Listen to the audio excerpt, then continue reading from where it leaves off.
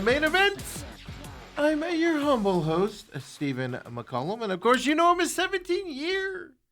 Like my cadence is today, I don't know what's going on. 17-year NFL veteran, 3-time Super Bowl champion for your Dallas Cowboys. Dale Elstree, everybody. Another day in the Valley. Another disappointing Wednesday. Valley can't have nice things. What are you talking about? Diamondbacks won. Yeah, Diamondbacks win a meaningless game, and that Steve's going to go game by game for 162 of them. Oh, Seawald didn't blow it yesterday. This big April 14th matchup that everybody's looking forward to. And then there's a little game on the hard court that just he's speechless, folks. I would argue the quote-unquote meaningless regular season Diamondbacks game had more meaning than that Suns game. So now you're going to show Dawson's education. Because the Suns didn't care, so why should we? They play tough. They almost had it. I'm going to wait till Saturday, we'll be Friday. on Monday. Yeah, Monday. To come up with. Coop had his plan for the Suns. I've got a better plan for the Suns. Start formulating those plans. Well, they showed it last night. We'll get into the game in a little bit, but they showed it last night. I was worried about the length, and the length was a problem. Well, it was, but so is stopping the three-point shot. And supposedly your all world is going ahead and getting wrapped up in a baby blanket in the fourth quarter. What do you have? 3 points. He also had 5 fouls. He had to play more conservative. But he did what a superstar should do. He let Jalen Green do his stuff. That's what a superstar should do. He went to the hot guys. I love how we play off each other. What are you talking about? That's exactly what he should do. Anyway, it was a frustrating watch for a couple reasons, and you'll get a kick out of this. So it was Hillary and Scott's, my daughter and her husband's anniversary yesterday. Oh, nice. So I picked Graham up from school. They're going to go to dinner, so picked Graham up from school, brought him home for a little bit, saves them an hour drive to and from school. And then he had baseball practice. Took her to baseball practice. Scott, is that my voice? Yeah, I know. Keep talking. Is that my voice? I don't know why. My computer literally just clicked on and started playing stuff. Yeah. I don't like to hear my voice. Yeah. Ditto. Wow. So I take her to baseball practice. Brooke comes over. She's hanging out with Beckett. Pick up dinner on the way home. We have dinner. Play a few games. Put them to bed. Hillary and Scott aren't home yet. Trying on their TV, of which they can get. Oh, so you're at their house. Yeah, so they can get every TV station known to man. Except for Prime Video? No, with their three different remotes. Yeah.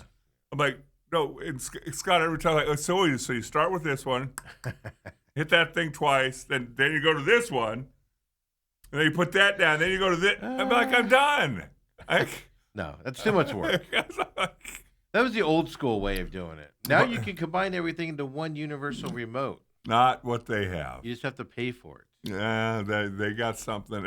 Anyway, I'm not going to get them in trouble. But so now I'm listening to cheap, it, Scotty. So now I'm listening to it on my phone, the radio broadcast, and all of a sudden they start to go up. So they get home at the fourth quarter. Yeah. Scott puts it on, and I get to watch that mess. Up 12, 13 points. Yeah, let them back into it and played really well, and then they let them back into it and everything. Absolutely.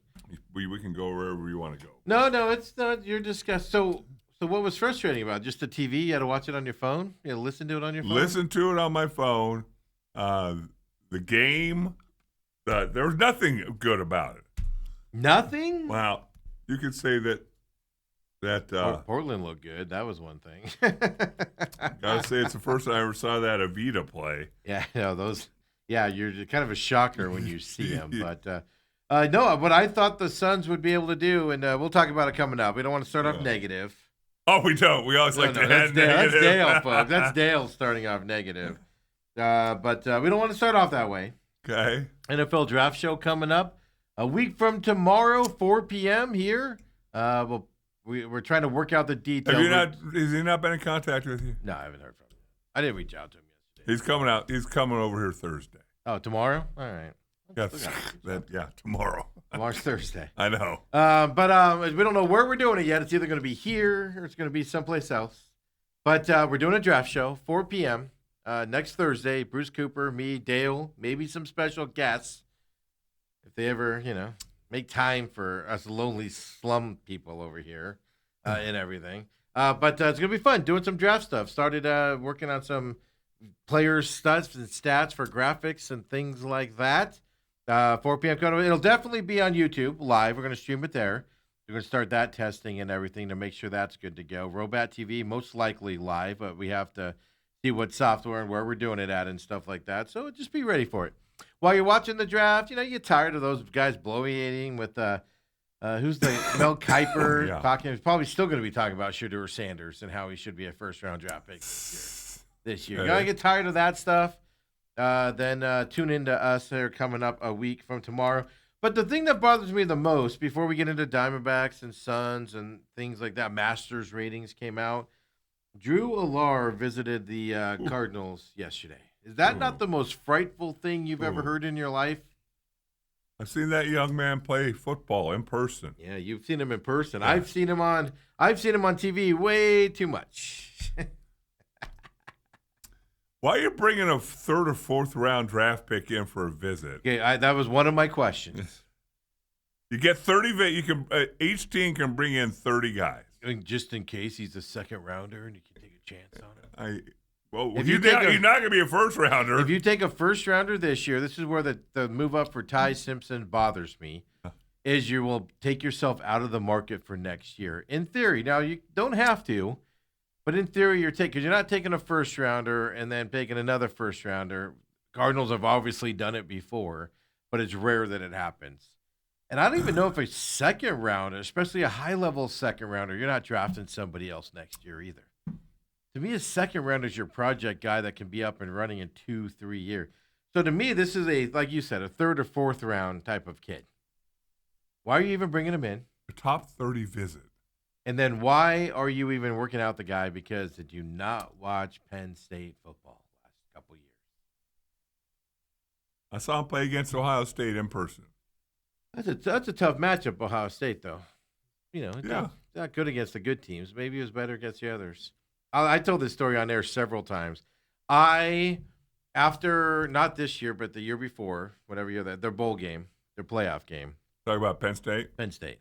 When they killed SMU? Yeah, but after that game, they got destroyed in the next one. And I ran into a couple that are very high up in Penn State's business, if you know what I mean. And they could not stop talking about how they need a new quarterback. We need to get some more money to the school to get a different quarterback in here. And they weren't the only ones. There was a lot of people in that program that were like, he's a great kid. We like him. It's just we need to upgrade our quarterback position. That was the whole conversations and stuff. So when that's come now, a lot of fan bases will do that to their quarterbacks. But we're talking about people that pony up the money to make those things happen, and they couldn't get it done because their head coach loved him to death, and everybody just looked at it and goes, "What?" And that's the guy you're bringing in if you're the Cardinals. That's what's bothering me the most today.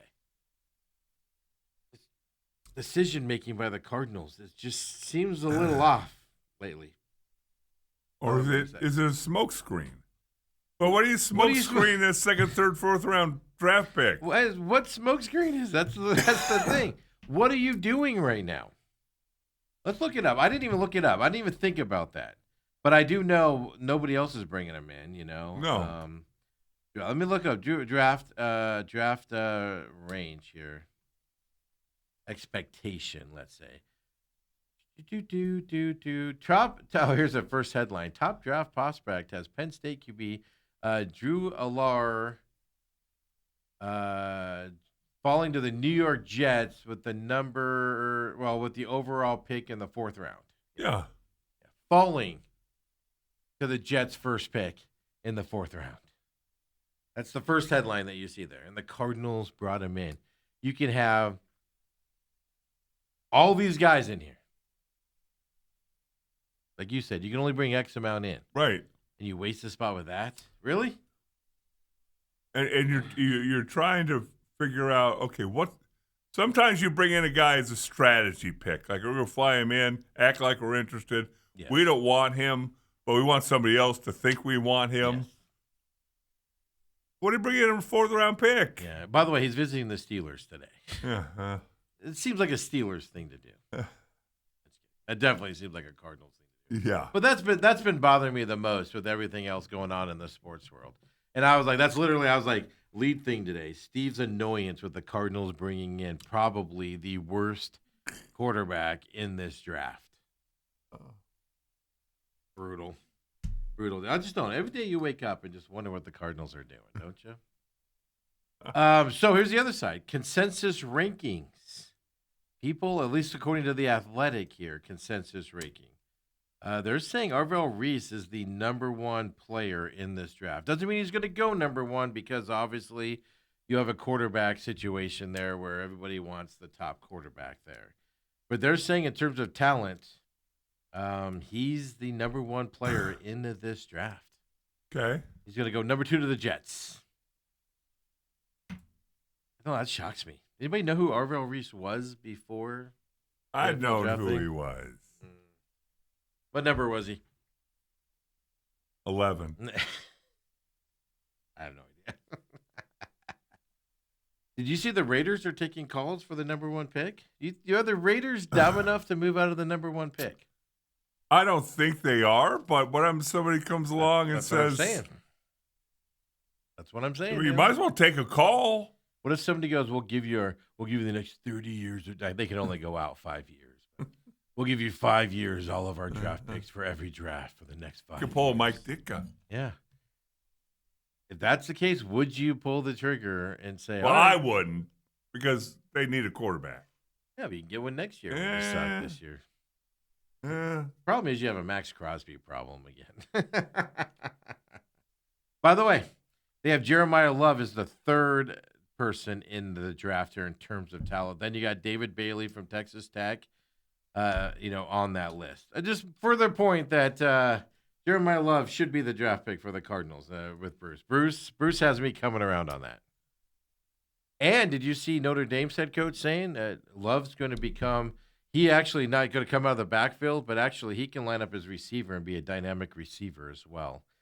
So, you got that multiple side of it, which what do the Cardinals need? A receiver that can catch. But anyway, that stuff's been bothering me, Dale, today. Just Yes. Cardinals bringing in my buddy from Penn State. It's going to be a Cardinals thing to do is draft him and declare him the quarterback of the – we're looking forward to him getting it underneath his belt this year, and he's going to be our quarterback of the future in a couple years. We're looking for 10 years of life out of him. It's going to send him back another 10 years, Dale. 10 years. But he throws the interceptions galore and all of that stuff. Masters ratings, Dale. Yeah. Yeah. Now, this is CBS Sports numbers. Okay. Only. This doesn't include those of us like me that watched on the website and everything. Final round on Sunday at Augusta. 14 million viewers was the average on CBS. It peaked at 20 million at the end of the tournament when, the battle was on between Scheffler and Rory there to get the win. It peaked at 20 million at the end of it. Most watched final round of the Masters since 2015. That was just CBS numbers. How many more of us were watching it on the website? That's the question there. Right.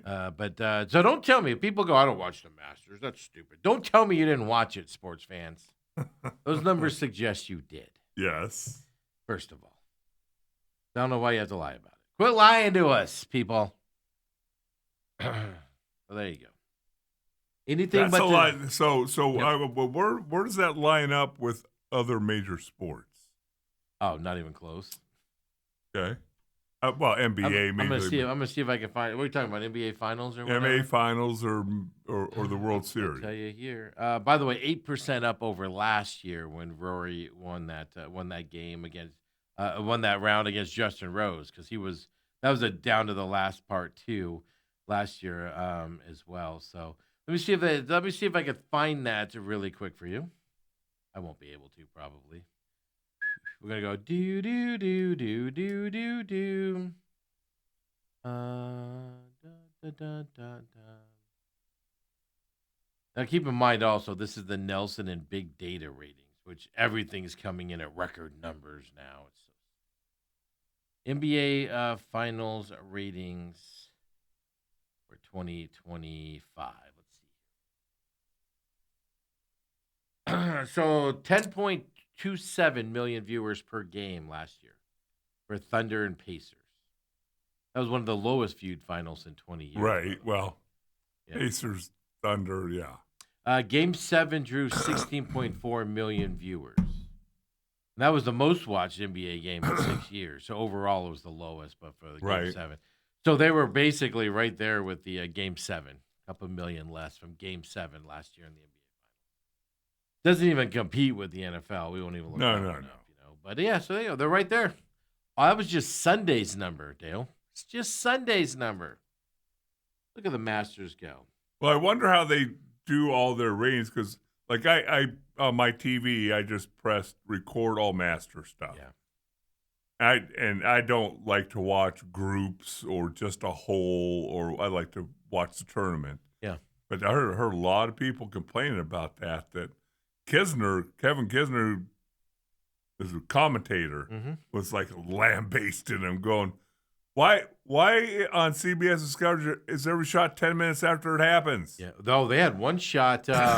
Well, that one guy that was melting down that I told you had that shot Lee? from the bush to, was it a Huang or something like that? But he had that shot from the bushes, putted it up, and it went on the other side in the water. They showed that, like you said, about 5 minutes after it happened, but they played it off like it was live. It's going on live. And I had already seen it on the website. And then all of a sudden on Twitter, I see all these people freaking out about it. And I'm like, am I behind? Like, is my website behind here or something? Right. Not realizing, that, they were just playing. And there was another one, I want to say, they had one player do his tee shot and then start walking, and they completely missed Rory or somebody, or Scheffler making a big hole, big ball Big went in shot. the hole there, from off the green. And they did that. And they played that like it was live, but you'd already hear the crowd cheer that he had made it. There's a lot of complaints about CBS's coverage this week and everything. Nobody, by the way, you will see nobody complain that is involved with the Masters. Because what do the Masters do? They'll pull their rank and their snottiness. We're the Masters. You don't criticize us. So you won't see ESPN or CBS or anybody say anything about it. I also saw, I don't know if this is true or not, but I've read it in enough places, I think it's true, that a bunch of CBS actually workers, like cameramen and people like that, sold their tickets that they got, and they got kicked off the grounds. Yeah. So they actually had a shortage of cameramen and stuff like that because they kicked them off the grounds when they found out they sold their tickets. Yeah. The Masters is what it is. I get it. But it's one of those things where their britches are getting a little too full. They need to be knocked down a little. And it seems like almost after every Masters, this talk goes on for about 3 or 4 days. Seems worse this year, though. Does it? To me, it does. Well, it's because Calcavecchia, getting kicked off it. Yeah.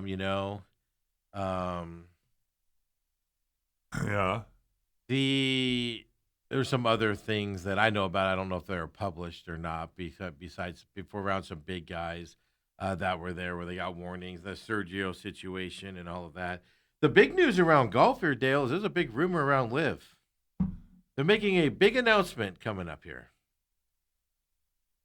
That's all they'll say. Is Greg Norman coming back? No. So there's a lot of speculation.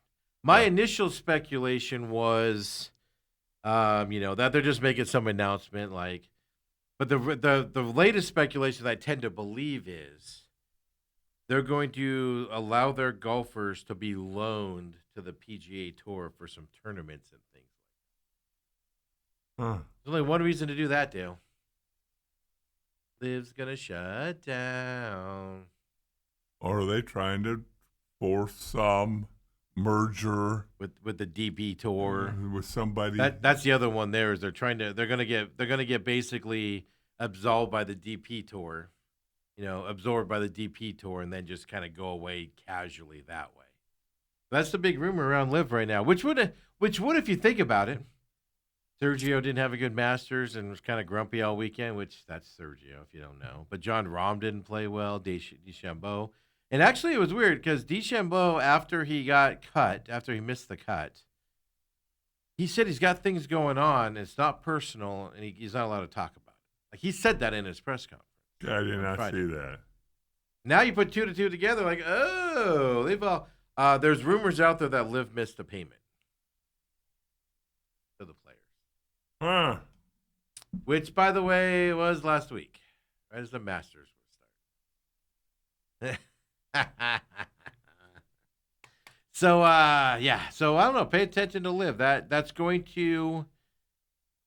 I don't know if that's going to change the PGA Tour for good. I think the PGA Tour can't revert back, but it's definitely going to stop the innovation that they have been doing because of the Liv Tour. So it'll be interesting to see. It is going to affect golf if that is something that's coming down the pipeline. It's still one of those things that's so fascinating because if you're Rory McIlroy, if you're Scotty Scheffler, if you're one of the top 20 golfers on the PGA Tour and you didn't go, how do you feel about those guys coming back? Here's the thing, though. You're getting payments.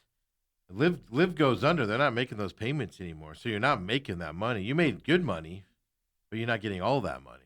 Well, again, it'll be interesting to see how much of the $100 million that some of these guys supposedly signed for, how much are they getting? They get $90 million of it? Well, I mean, the PGA Tour set the standard of how to come back to the PGA Tour. By Brooks Koepka? And they can't make it different now.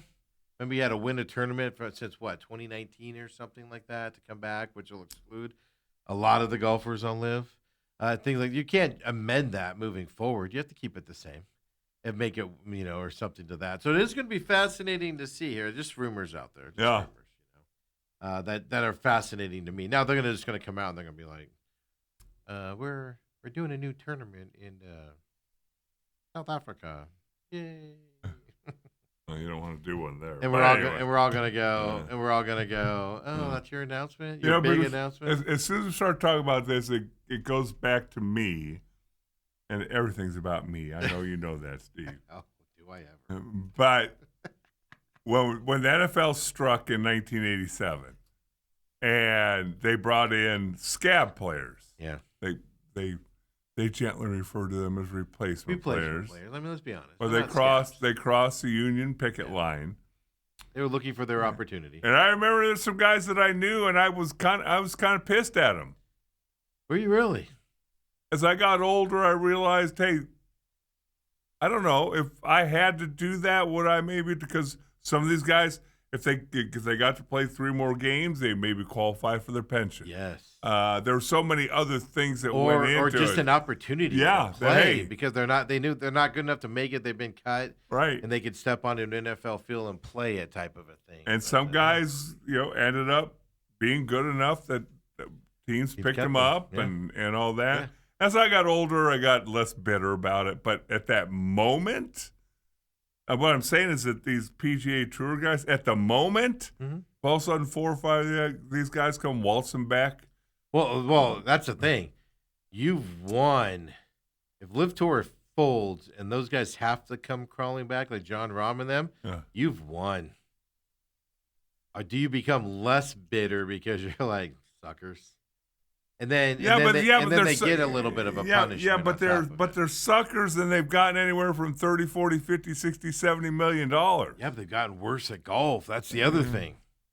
It's a fascinating topic to me. Yeah, well, because you're dealing with athletes' egos. These are all type A personalities. They all, even the worst golfer that's barely hanging on the tour, has an ego. And he Right. has. That's how you get to those spots. It's because you want to win. You have all that stuff.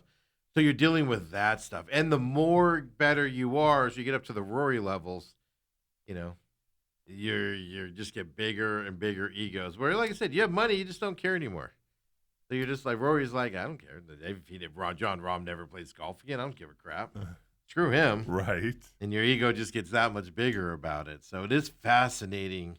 It is going to be fascinating to see if it happened. It's just a big rumor out there that I've been fixated on here the last few days, trying to read up on it and see everything. The weird thing about it is to me, though, if it was a rumor of them shutting down and they did miss a payment, it's awfully quiet. You think that would be bigger news?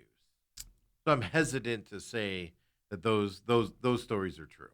Right. Because that would have been, wouldn't that have been everywhere if Liv missed a payment to these golfers going into I the would weekend? think so. I would think And so. if they're shutting down, you would know. You would know because they'd have to signal it to certain things, but it could just be we have another year to go. But like I said, they could just announce, "Oh, we're going to loan our players to the DP Tour and to the PGA Tour and stuff to that effect."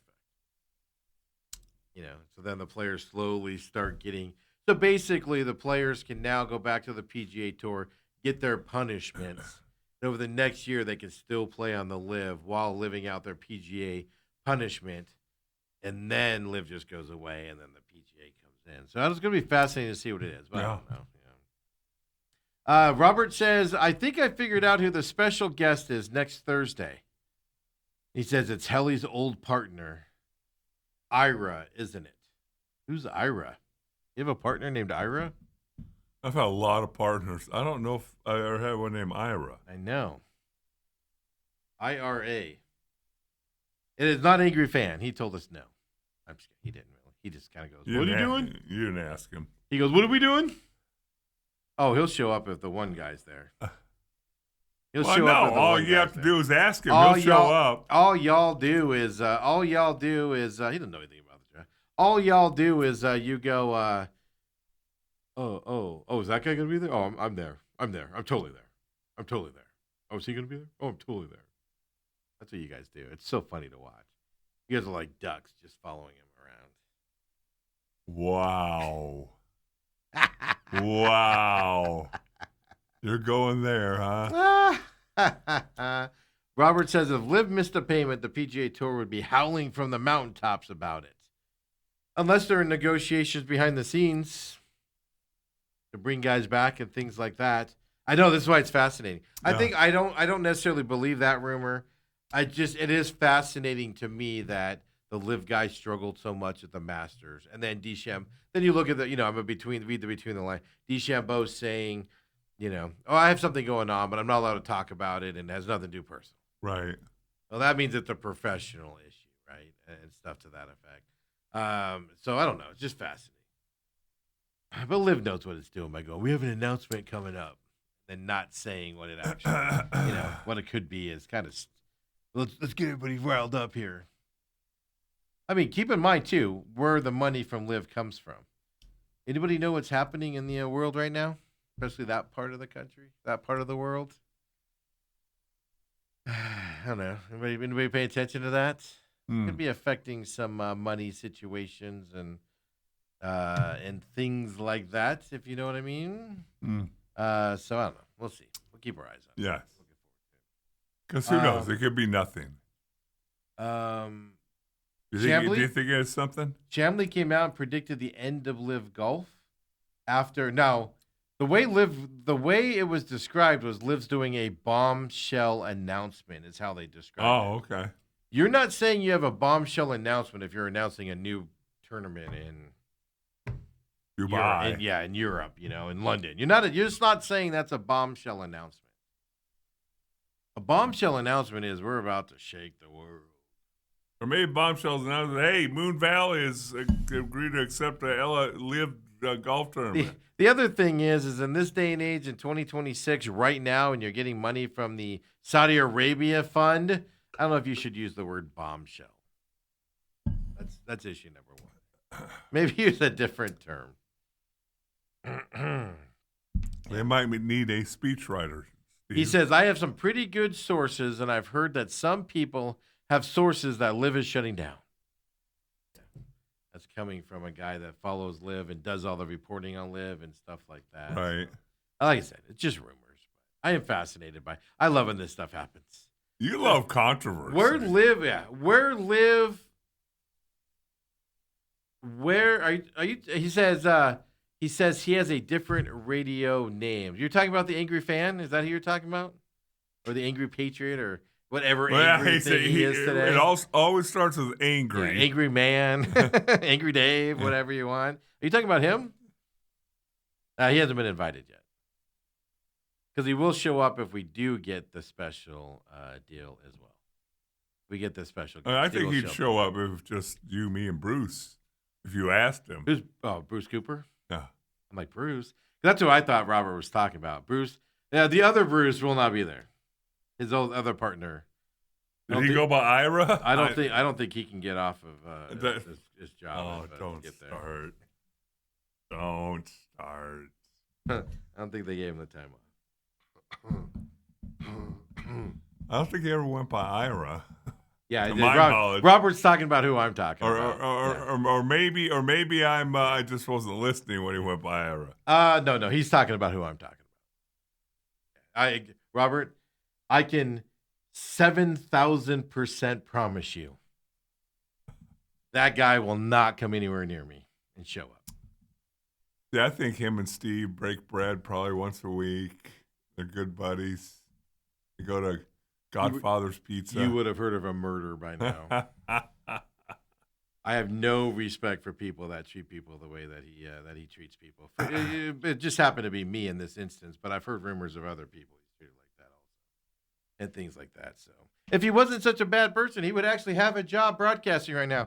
Because I would have funded him to be on a site or whatever, but he was such an a-hole that I hope he enjoys wringing out your beverages when you go to the convenience store. That's all I'm gonna say. Not that that's a bad job, Dale. I'm not knocking the job. Just saying, hope he's enjoying it. Yeah, Robert, no. And that's a me thing. That's not a Dale thing. That's a me thing. You can call me out. It's a Dale thing too. Yeah, well, I wasn't going to throw you. I was going to say that if you did invite him on for the draft show, guess who would be mysteriously missing? Who would fight with him more, you or me? Would be the question. Yeah, so I wasn't going to throw you under the bus, but yeah, there was some trying times at the end there. At the station. There were trying times throughout. Not just with me. Let's just put it that way. Yeah. So no, Robert, that is not the special guest. I promise you that. I promise you that. I would be professional. I just don't know if Dale could handle it. No, I would not be professional. Yeah. See? Now I'm kind of interested.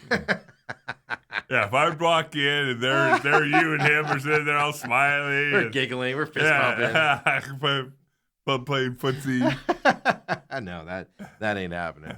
You know, I'm not upset about it. I just know, because I don't care. I don't care. You know, it's just the world we live in. And when I always have those conversations about this industry and people that are jerks and people that, you know, their egos are bigger the checks than what they can cash, stuff like that. Make no bones about it. He's one of those people. The other one you can guess as well, because we worked with him as well. But those guys, I don't want to be around that type of, you know, we help each other out here. Anybody out there, you want to start doing a podcast, a show, you reach out to me. I'm going to help you, tell you how to get set up, work with you on it, give you some feedback and things like that. I believe in that in this industry, especially today's day and age. And I like that about people. That's why I think me and Holmberg get along so well. Is we're just both like, yeah, let's just, you know, who cares? Let's just do this. Let's do that type of a thing, you know? So, but yeah, it's like, but that's what I believe in. I don't believe in the other stuff out there. That's one reason why Dale's here. Dale was always nice enough, you know. I was always nervous to tell, hey, can you come on my show today? Talk about Goose when Goose died. Not in the movie, you know, with the Raven stuff. Well, Bo, it's actually more, you know, more emotional for me talking about Goose than in the movie. And stuff like that, you know. And Dale was always gracious to come on. The other guy, not so much. Well, yeah. Robert says Ira is his real name. Seems most little guys have Napoleon complexes.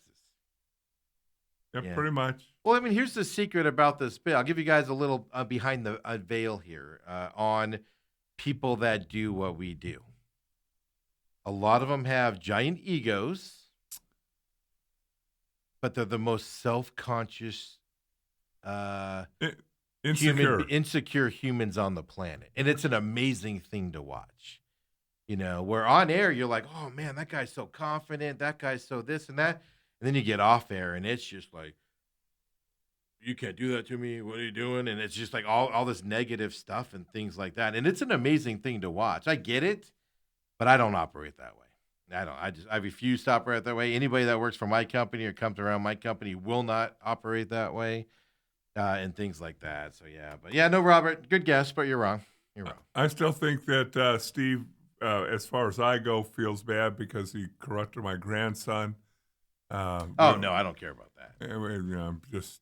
I just noticed you openly. I just noticed how you don't let me around him anymore. No, we get that. I've never been invited to a t-ball game. No, because who knows what you're gonna yell at if he misses a ball or blankety. Bleep, bleep, bleep. Come on, Graham Tate. You're not gonna make it to the pros if you do that stupid bloop bloop stuff. Bloop bloop.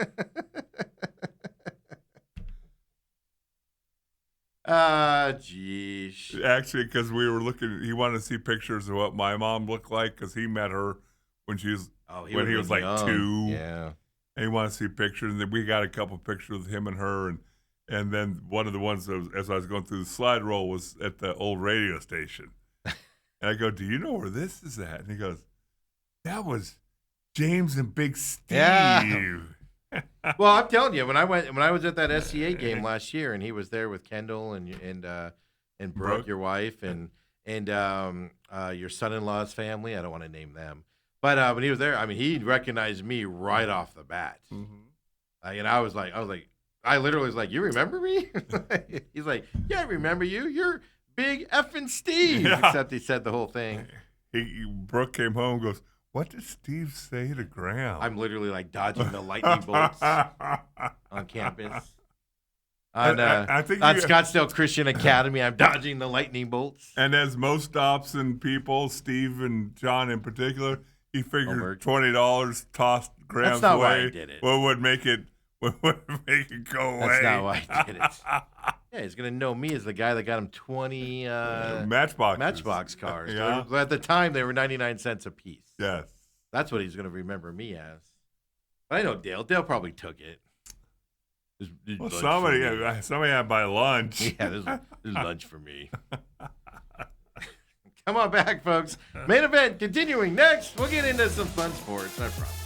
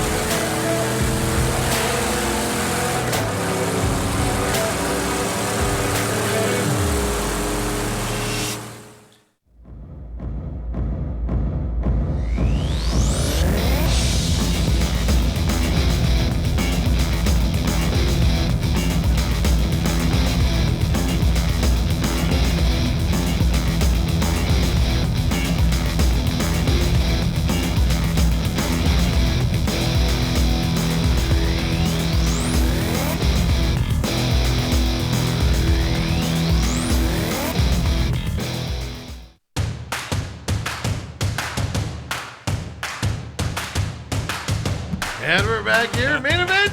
Wow! Don't say that out loud. No. We'll announce that later. But that's a big bite. That is. That's a big bite. All what you do, man.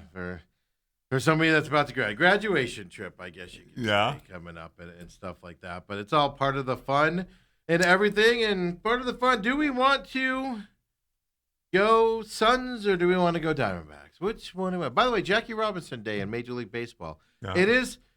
I generally am not sentimental on these types of days and things like that, but I do like how they celebrate things that should be celebrated. And they're just everybody's wearing 42 today. It's fantastic. Yep. Now, it confuses the crap out of you. Especially Well- like if you're watching the Yankees when they don't have names on the back of their jerseys, teams like that. You know, you're like, who's that? Well, I think that I think even if you're a non-baseball person, they let you know enough that hey, They do talk about it a lot. all teams are. Who is the so they retired the number 42 all in Major League Baseball back in 1997. Any players though wearing it were still allowed to wear it until they retired. Okay. The last person did retire in 2013 with the number 42. So nobody has worn it since 2013. Dale, who is that player? And it's not some unknown player. It is a Hall of Famer. It's a reliever from the Yankees. It is, yeah. Do you know that for real? Yeah, You didn't see that somewhere? I have not seen Yeah, that. Mariano Rivera. I just for some reason, as he was mowing down Diamondbacks until he got to Till the seventh game. the seventh game. Yeah, he was the last one to retire with that number. Yeah, Really? Mariano Rivera. 2013. Sometimes He's been retired for 13 years. I'm so stinking humble. Sometimes I outsmart myself. You know what I'm saying? so humble. Folks. Yes. We're going to have to change my nickname to Dale Hellestrade, 17-year NFL veteran, 3-time Super Bowl champion for your Dallas Cowboy and the humblest guy you'll ever meet. Just call him Mr. Dale H. Hellestrade. Call him Mr. H. I did surprise you with that one. You though, did, didn't actually. I didn't think there was any. That's why I was hinting things. Yeah. Like, Well, you didn't even go anywhere. I mean, you didn't say, hey, we're going to talk about this. oh, no, people don't know. I just threw that out there, Yeah. folks. It was on my list of things on Jackie Robinson Day and stuff like that. Did you know his wife is 103 years old today? She turns 104 coming up, I think, in June or something. Not the reliever for the Yankees. No. Jackie Robinson. Yeah. Let's go. And she's still alive. I'm not That's going to lie to you. awesome. I don't know Mariano Rivera's situation, but I don't think he's married to a 103-year-old. Okay.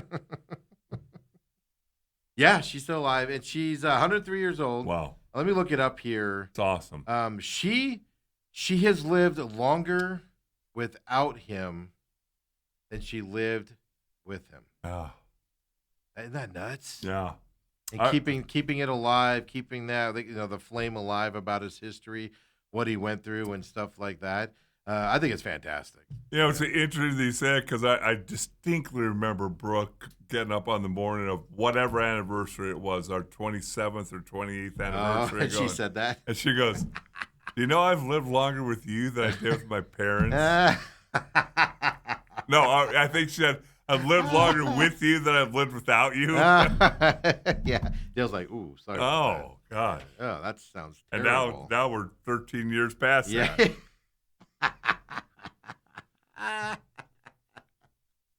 Yeah, 53 years since Jackie Robinson died as well. So, it's fascinating stats there. But she's still active, obviously not as mobile as she once was, but she's still active, keeping him alive, keeping his, what he went through alive and all of that stuff and everything like that. But isn't that just crazy? That's all, 103 years, 53 years since his death. And, Wow. and she's still out there doing that while he's doing that. So, keep her in your thoughts today as well, because as hard as it was for Jackie Robinson to break that barrier, especially what his family went through. Yep. That story's not told. Not nearly as much. There's no movie showing Mrs. Robinson. Right. I know in the Jackie story movie they touched on it, but there's none of that stuff as well. So, and things to that effect. So Jackie Robinson. So when you're watching the Diamondbacks, they play early this morning. I think 10:30 our time, if I remember right. Yeah. Keep that in mind. Everybody's wearing 42 today.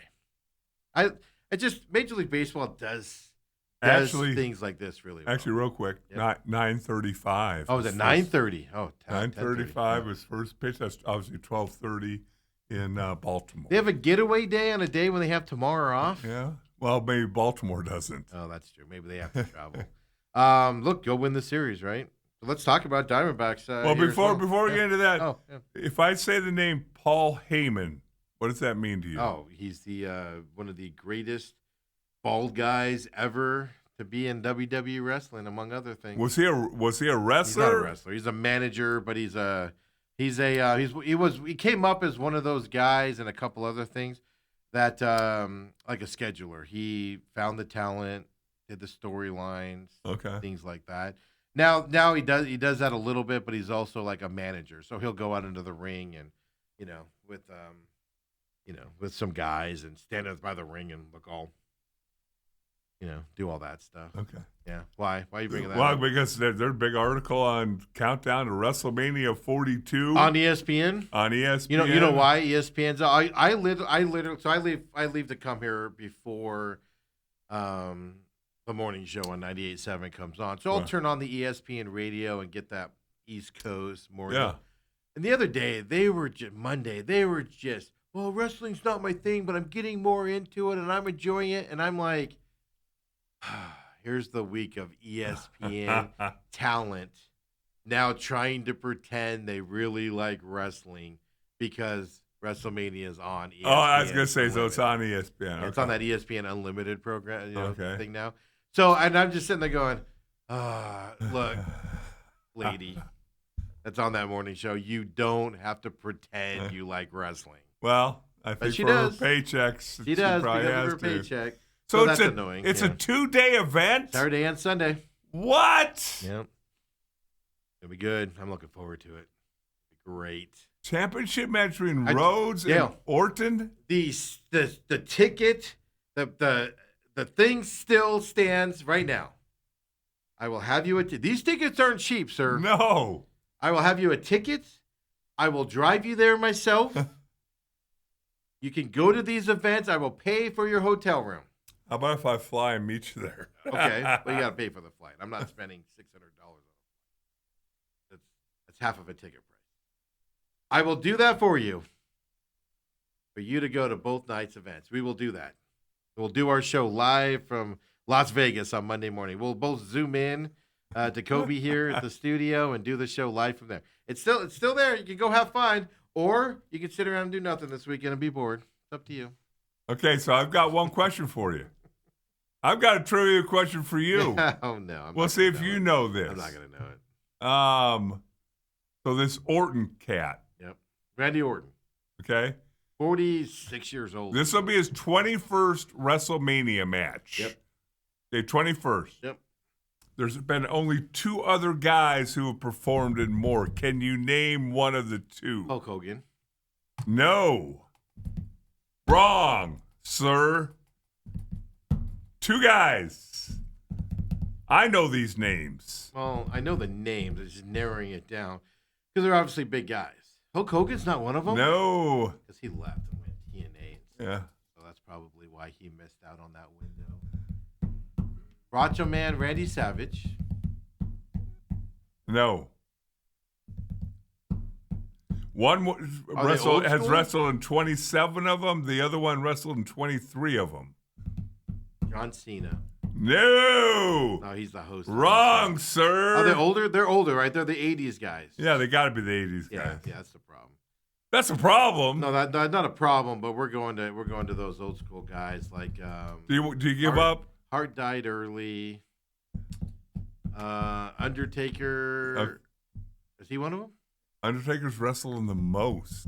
Yeah. 27 of them. Yeah. See, because I was thinking Undertaker missed a few there. Yeah, but he's wrestled in 27 of them. All right. There's Who Orton's knows? 23rd. One other guy's wrestled in this. Well, Ric Flair. nope. Shut up. Ric Flair didn't do it? Nope. And these are guys, not girls. Yes. I don't know, Guys. Who's the other one? Triple H. Oh, I never would have guessed. 23. Orton this is his 21st. I can't believe Triple H. I guess when you marry the guy, the owner's daughter, You're getting a lot of this.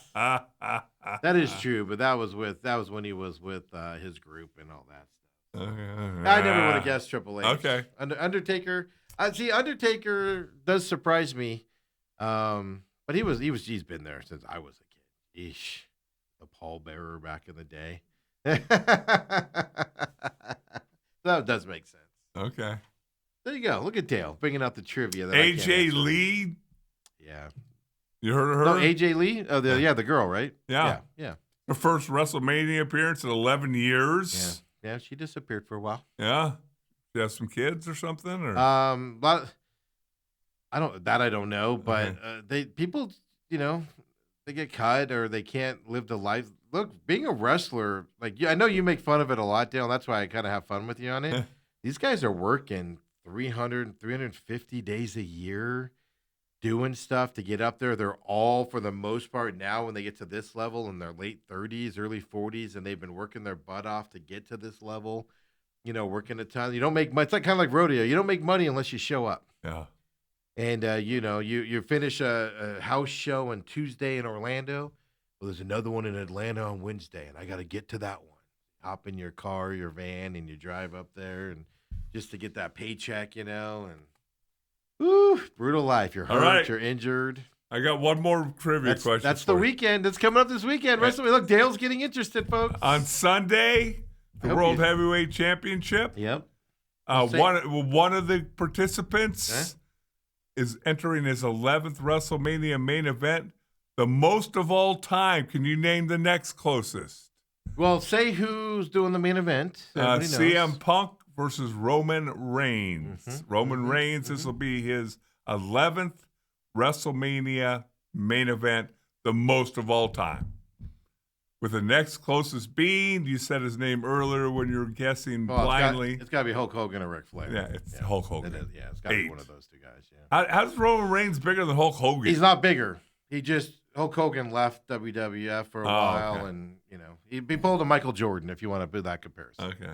Where you left and went to different entities, so he didn't wrestle in it and stuff like that. Okay. Injuries happen, stuff like that. But yeah, so but it had to be one of those two great guys because they were just such a big part growing up. So it's not that Roman Reigns is bigger than those guys, which he's huge. Don't get me wrong. It's just he's more consistent. But even then, Roman Reigns is 40-something years old. Okay. Not a spring chicken. He's a beast, though. Is he? Big dude. So I'm looking at 40 years old. 2 full days. Well, see here, I like the 2 days. They split into the 2 days, I think, when COVID happened, kind of a deal. Okay. But I like the 2 days because it kind of spreads it out a little bit. Because before, it'd be like 1 8-hour day of wrestling. And that was a lot. Yeah, that is a lot, isn't it? So now it's 3 to 4 hours, 2 days. So and you don't have to go to both days, if you're going to, you can go to one and miss the other one and stuff like that. But I do like the 2 days better just because it's not just that 10 a.m. you're watching wrestling, 7 p.m. you're watching wrestling, and you're just tired and worn out. And you're just sitting on your couch eating Doritos. I could do that. And you're tired and worn. What a bum. Yeah. He botched that jump from the top of the cage over there. What a bum. So will Allegiant Stadium be sold out both days? It will be. Really? It's going to be like the Final Four. So, I'm keeping my eyes on tickets. I'm probably not going to go, but I'm keeping my eyes on tickets. Yeah. But the problem with it is, it's like, I can get in for both days for $350. So 150 each day, right? Basically. But the problem is you're sitting upper level, in the corner. You need binoculars. Because the wrestling rink is smaller than a basketball court. Completely smaller. You're not going to be able to see anything. I'm not spending $350 plus hotel, plus drive up there, all of that to watch it on the big screen at Allegiant Stadium. I have no interest in that. So you have to get good tickets, which then the price shoots up a lot as you go around it, so and stuff like that. So it's like the Final Four. Like I think it was Autumn. Somebody had a friend that went to the Final Four this year because their team was in it. Right. And they posted a picture of where they were sitting. And I was like, why are you even sitting there? Be part of the atmosphere. Why are you even there? You can't see. You can barely see the big screen where he was sitting, let alone anything else. I'm like, why did you spend the money to go do it? That's it. You go for the atmosphere, and I don't. If care. you're a I fan don't of care one of about the teams, atmosphere. and, But I don't care about the atmosphere. you're not gonna dress up as Hulk. Dress up as somebody. I do have a pretty sweet Hulk Hogan shirt, but it doesn't fit me. I used to wear it to the radio station. Bushwhackers. Oh, Steven. It'll be a fun weekend, Dale. I'm telling you. Yeah. I'm glad you're not taking me up on that offer because that'd be really expensive. So first of I all, would thank do you. that because it'd be doing it just to spite you, so you had to spend No, money. but here's the problem. You'd have fun, though. That's why you don't want to do it. It's not the money thing. You're afraid to have fun. Let's be honest about this. You just don't want to have fun. I'm 63 years old. I don't know if anybody's ever said Dale doesn't like to have fun. Well, doesn't like to have fun. The reason is I don't want to like wrestling. Yeah, and you're afraid you're going to. I might. That's why If you're it's avoiding it. everything you said it is, I might. I'm telling you. Now, I'm not saying you're going to like it to where every Monday you're watching Raw and every Friday you're watching. I like wrestling and I'm into it, but I don't even do that. Like, I just don't care about the Monday and Friday shows unless they're coming here or a good storyline's going on. But I'm not like every Monday and Friday, like, I got to watch these. But I like it. I like it in person, though. It's completely different, man. It's so much fun. Okay. I'm just telling you, you'd enjoy it. I'm telling you, a lot of football play. I guarantee you, football players will be there this weekend. Basketball players will be there this weekend. Maybe the Suns when they get eliminated on Friday Yeah, night. they can immediately fly from Phoenix to Vegas Saturday morning after they lose. Come on back, folks. Second hour main event coming up next.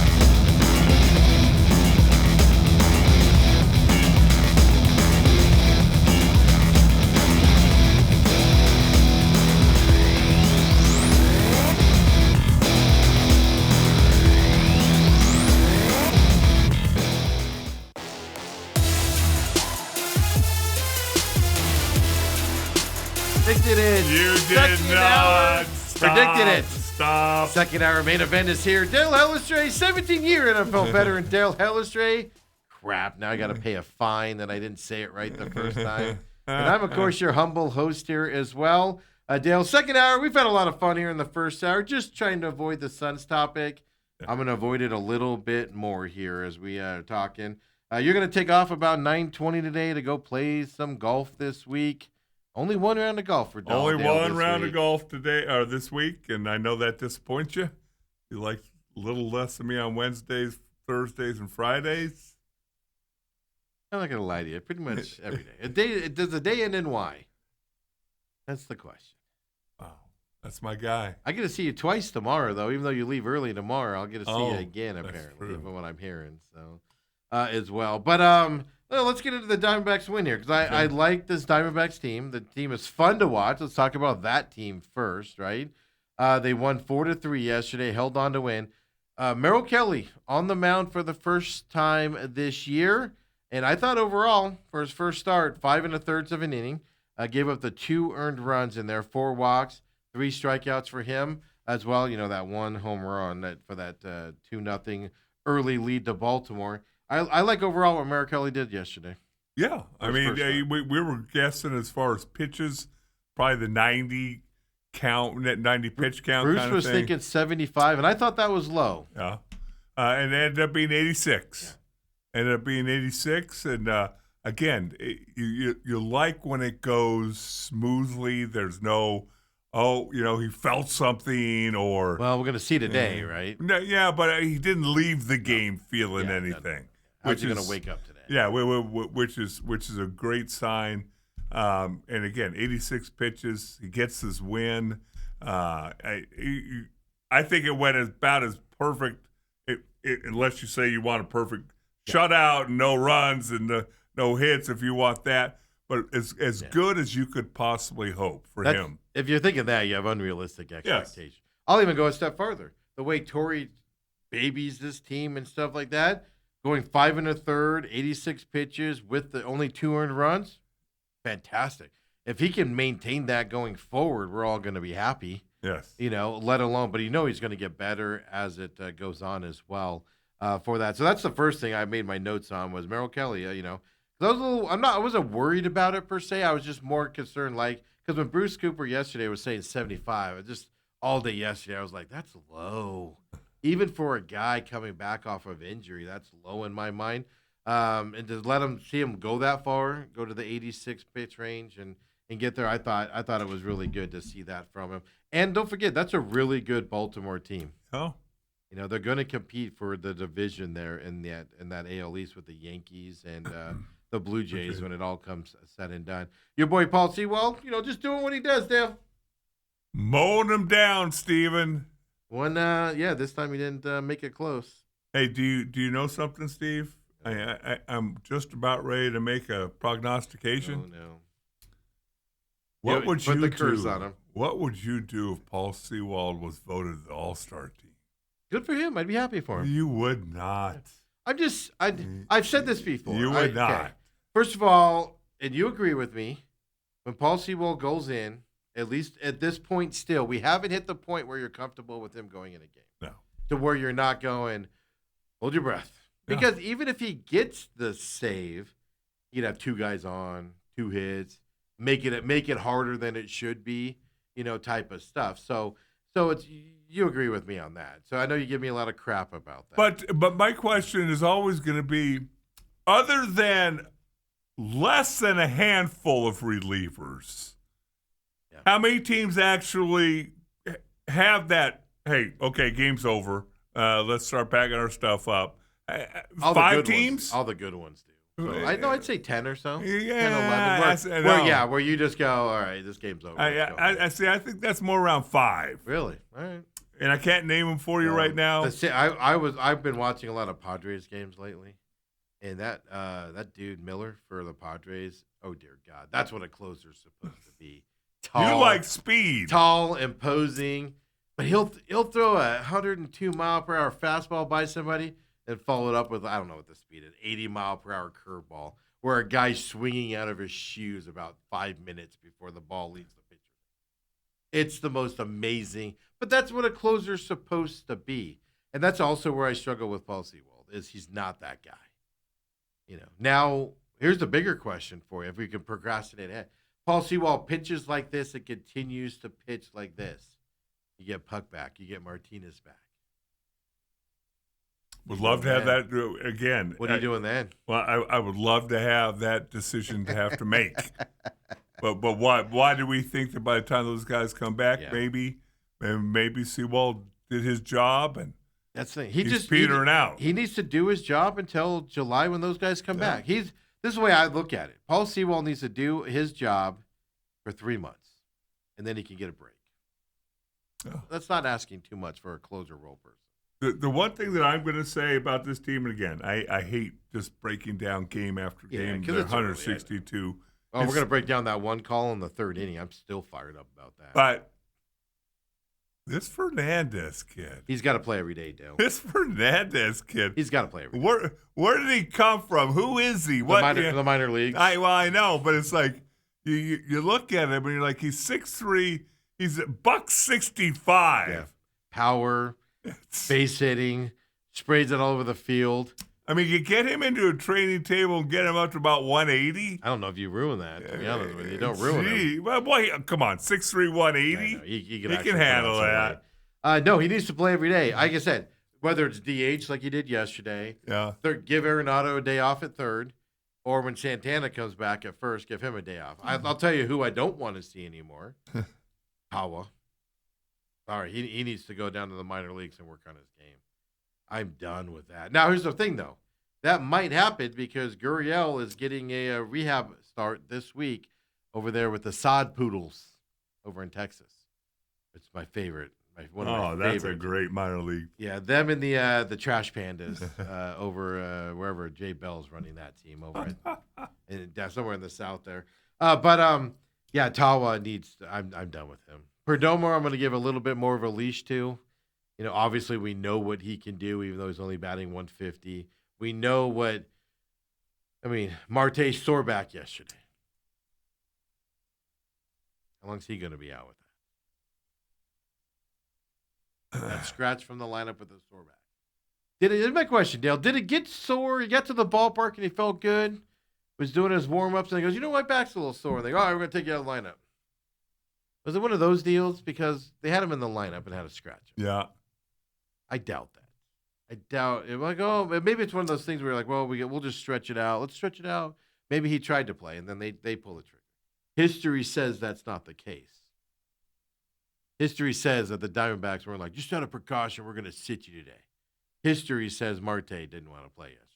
Well, maybe he was down in the boat dock area there in Baltimore on a nice sunny. He was fishing for the crabs. No, not fishing. There's a lot of nightclubs down there. Well, there is. Robert says if Fernandez is 165, then so am I. He's 185, 190 easy. He's bigger than I think you gave him credit for. Well, that's what he's listed at. Yeah, that's what he's listed at. But then again, 200 probably be good. But you don't want to lose that speed. No. So if but all I know, Dale, is he needs to play every day. Yeah, whatever he weighs right now, yeah. Yeah. I said that over the weekend where I'm like, sorry, Santana, you're only making $2 million a year. Have fun getting your final career sitting on that bench while Fernandez plays. Arenado, unless you start hitting, you're going to be on that bench too from time to time because we're going to let this kid play type of a thing and stuff. But yeah, Tawa, I think we're looking at a situation, and I'm not knocking Tawa. I do like Tawa. I think he's great. I did like holy cow, the guy that they traded to Baltimore. I did like him better than Tawa, but they traded him. Obviously, maybe the Baltimore didn't want Tawa. Right, as you can see, maybe. Yeah. But I think that's a problem because Lourdes Gurriel is getting a lot closer to come back. He's probably going to do several rehab assignments before he comes back. He might DH when he comes back, but that way you can get somebody else out there in that outfield. Batting 0.94. Yeah, just go down to the minors and work on your game. Yeah, but better. he's worked on his game. Dale, I'm trying to be nice. That's not. It's very unbecoming of you. I know. And that's why it's unusual to you. It doesn't seem sincere. But even then, you want to talk about guys that are just surprising the living crap out of you, Vargas. 35-year-old Vargas. Isn't he 35? He's 33 or 35. He's playing. Hey, he's leading the team. He's the best hitter on the team. He's the best fielder on the team. He's doing all this stuff for you to win games. Vargas needs to play more. Maybe he'll get that. He's 34 years old. Maybe we'll get that, though. We'll see what Marte's. The thing that worries me when I hear Marte's back tightened up on him yesterday. Dale knows what I'm going to say. I'm not going to say it, Dale. Yes, you are. Take away the wind at his back. Take away the history of him where he doesn't play when he doesn't feel right and stuff. Take away that history. Gabriel Moreno just had that. Now, he's a catcher. But he sat down in his stance in his back hurt and got pulled out of the game. Now he's on the IL. That does worry me about Marte's back. It might not be the situation we've come to believe Marte does. So we have to wait and see here if it is a little bit more serious with Marte. And if that's the case, that's not going to be the worst thing on the planet, to be honest with you. I'm okay with Vargas filling in for Marte for a limited time. Obviously, you want Marte out there more. Well, he'll probably play today. I mean, it's going to be 87 degrees. Do you think Marte will play today? Well, yeah. The lineup should be out. 87 degrees, sunny, 87 in Baltimore. But is there a wind? Wind gusts are up to 17 miles an hour. Dude, it's right off the bay there. But it's 85 degrees. Oh my gosh, just hits you right in the back there. And you're just like, oh. Yeah, the game's starting in 25 minutes. The lineup should be out. The lineup should have been out a couple hours ago. Nope, Marte's out. Marte's DHing at the leadoff spot. Okay. So it's Marte, Carroll, Perdomo. To me, batting with a sore back is worse than being in the field. Now you get to sit in the dugout and stretch it out and do stuff like that. Hey, where's Fernandez batting? Where's he playing? He's playing first base today. Vargas is playing second. Wow. Which I like. That's what I'm saying. So they're our best batters. Yeah. Well, so it's Marte, Carroll, Perdomo. Well, and then Perdomo. Let's not get ahead of ourselves. Del Castillo's catching today. McCann was yesterday. Fernandez, Vargas, Arenado, Thomas. Yeah, Alec Thomas is another one of those guys. I don't know if we want to see him at the plate right now. Barossa, and then Erod pitching. Woo! Well. All right, talk that down for a win. How about my D-back? Dale's got them winning. So we'll see today. They're off tomorrow, and then they get a break coming back home. They only have the Blue Jays. This beginning schedule is brutal. Yeah, and again, I think that if anybody said if you're hanging around 500 after the way this schedule starts, yeah, I thought they'd be hovering around 500 when they started getting Burns back and Martinez and Puck. I thought they'd do it, but I was a little worried about the beginning of the season. That's why I said I'm not going to judge them by the first month because they might be 6-7 games below 500 with their schedule that they have and stuff like that. But they're not. If they're hovering around 500 with this right now, they should be 500 or better the rest of the season, especially as they get guys back moving on that side. So I like the D-backs yesterday. But, Dale, before you take off, we talked Bruce into picking the Suns last night after he was pretty sure they were going to lose. I was worried about the length. He was worried about Portland's three-point shooting. I think both of them bit us in the butt yesterday. Just the physicality, though, is what shocked me. I thought the Suns with Dillon Brooks would be more physical, especially as the game went on, and that just wasn't the case. Portland was driving into that lane, forcing things to happen, making those shots while getting fouled, and that ultimately was the game, especially at the end on what happened there. And there's no other way to say it. Another disappointing loss by the Suns. I'll say that, but I'll also say it's not surprising for me. This roster, we have learned as the season's gone on, is what it is. You have to revamp. Too many guys are the same guys out there, and Portland has several guys that are different, and it stared you right in the face last night, in my opinion. Well, I'm going to tell you this. Just checking. As soon as you look it up. No, well, I can tell you this. So the first thing that jumped out to me was free throws. And I only got to see basically the second half. Yeah, I'll just say this. I was watching the stats live during this game, so I think I know where you're going with this. But it looked like it was a pretty dang physical game. Mm-hmm. They let him play for a little bit. Then they called a couple ticky-tacks, things like that. But still, the Suns went to the free throw line 32 times. Only 23 for the Trailblazers. Yep. And if you watched that, you didn't watch it, you listened to it. If you watched that game, you would think Portland was getting all the calls. Yes, I had a feeling of that. Yeah, and then when I watched, it's like, gosh, it seems like they're getting away with stuff. But yet the Suns go to the free throw line 9 times more in a game. Yeah. I had the live stats up while I was going, so it always updated. Yeah, there was one time, Dale, where the Suns, they were shooting like 53% from the free throw line, and they had doubled what Portland was on there. Yeah. And they were basically even at that point. Around the halftime is when the Suns had to come back. And I was like, that's not good. But and again, it's one of those things that anytime you bring it up here in Phoenix, it's controversial. I'm sorry, Devin Booker can't go 8 for 13 from the free throw line.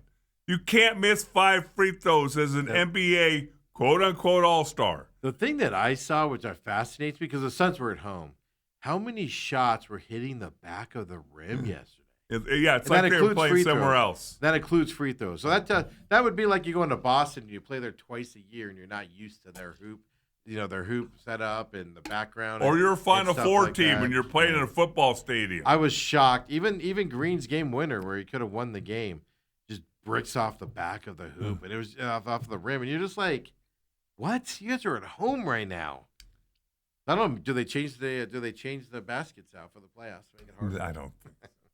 I mean, you look at everything. The fact is that they're within percentage points, field goal percentage, 3-point percentage. Well, I can tell you this: at one point, Portland going into the third quarter, at some point in the third quarter, Portland was shooting 54% from the 3-point line, and then they went cold until the end of the game. Then they picked it up again. They ended up only shooting 36%, but they were in the fifth. Wait, is it 36? Yeah. They were shooting 50-something% there up until about some point in that third quarter. It looked to me like Portland was dominating on the boards. There were a couple of possessions where they got 2 and 3 offensive rebounds, but yet the Suns only got out-rebounded by 4 rebounds. Well, they got the reason why it probably looked like that, they got them when they needed to get them. That makes sense? It's just, look, you cannot build up a 12-point lead late in the fourth quarter with, 3-4 minutes to go, and then let the team shoot threes and get back into it in a matter of a minute, to where then you're in a nail-biter, and where the physicality comes in. And how about maybe running a double team at that Denny Avila? You couldn't, though, because then that would have opened up somebody else. Well, yeah, but Klingon, who we talked about a lot yesterday, he had 11 rebounds, but he scored 2 points. Yeah, he wasn't shooting. Drew Holiday was the other guy who was just in everybody's bucket. So that's the other thing I want to talk about. So I said the Suns' physicality with Dylan Brooks, he ends up fouling out. Devin Booker played most of that end of the game with 5 fouls, right? He had to be careful. But so they were in foul trouble as well, and they kept going at him and all that stuff. But where the Suns lost this, in my eyes, is the physicality. They didn't step up in the physicality, and Portland did. Period. End of story. And you know what the difference was to me on that? Drew Holiday. Championship, a guy with championship pedigree, a guy coming over with championship pedigree, a guy that's been to championships and won them. You're getting my point here, folks. They had a guy that knows how to win in the playoffs on their team. And Drew Holiday was a difference maker at the end of that game, and the Suns did not have that guy on the court. But don't they have one, according to Suns fans? Devin Booker's been to a How many championship. championships has he won? He's been to the championship. They're different players, though. Drew Holiday can get physical. He can play that solid defense, the leadership out there.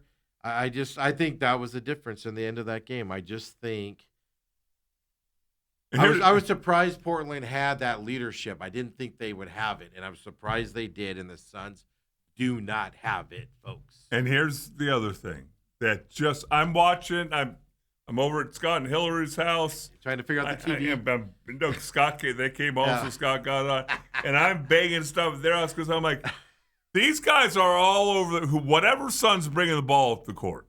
They are all over them. They were playing full court. But even the guys that were there to catch the passes, they had a guy on. Yeah, but what I'm saying is, somebody come up and set a solid screen once, if it takes twice, so that they have to have their head on a swivel. Because if I go fake here and go there, bam, you run into Mark Williams. Yeah, I know. You're gonna feel it.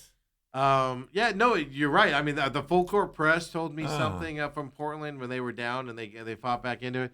It's just the Suns are limited. Like, it's easy to get mad at the Suns like Dale's doing. I get that, but I also sit back and go, this team is not built for this year. They have to revamp this team.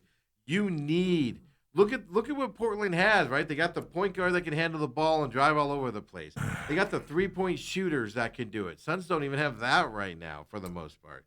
You have a guy down in the middle that can dominate a game if he needs to, or at least keep the middle clear and stuff like that. The Suns don't have all that. Suns are very one-dimensional. So you take Booker out. Next guy that comes in is just like Booker. You take Green out. The next guy that comes in is just like Green. But I'm sorry. What you just said is the crux of my problem. If you're paying a guy max salary for a second contract, and you say he's all that and backing us, and you take him out, he should be missed. But no, the guy that comes in is sometimes better than him.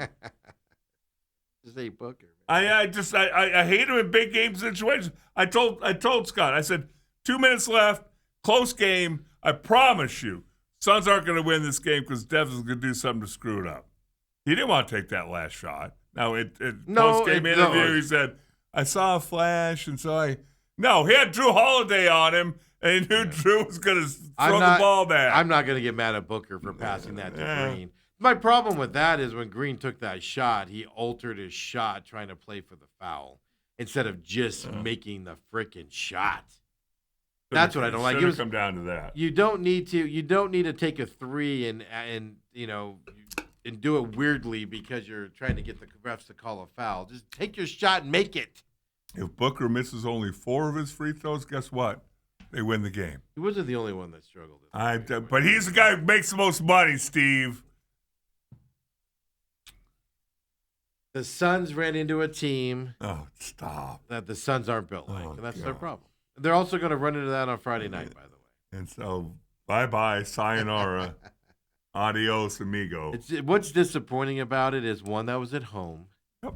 But then, two, that was such an opportunity to make this playoffs interesting and give you some hope. And it's just like you just felt the hope just sucked out. Valley last night. Got 5 games left at most likely 1.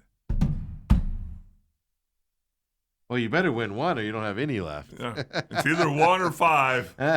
No, you meant 1 game. I thought you meant maybe 1 win. No, I was like, well, you got to better win at least 1. He's got they got. Yeah, I'll talk more about that when Dale takes off. Plus, I got a flashback here. I'm going to go take you guys back to April 14th, 1990. College baseball, Arizona State, USC. Fun little thing I saw on the internet yesterday. Tax day, get your taxes paid, Steve. Yeah, trust me, extensions are coming for some of my stuff. I have a bunch of companies that I work on. Hey, when you got too much, sometimes you just got too much. I agree. The government has too much. That's why I'm trying to get as much back as I can. That's what I'm trying to do. I'm trying not to pay them. You can tell who's worried about taxes and who's not because he's going golfing. I'll finish up the show with you. Come on back, folks. Main event.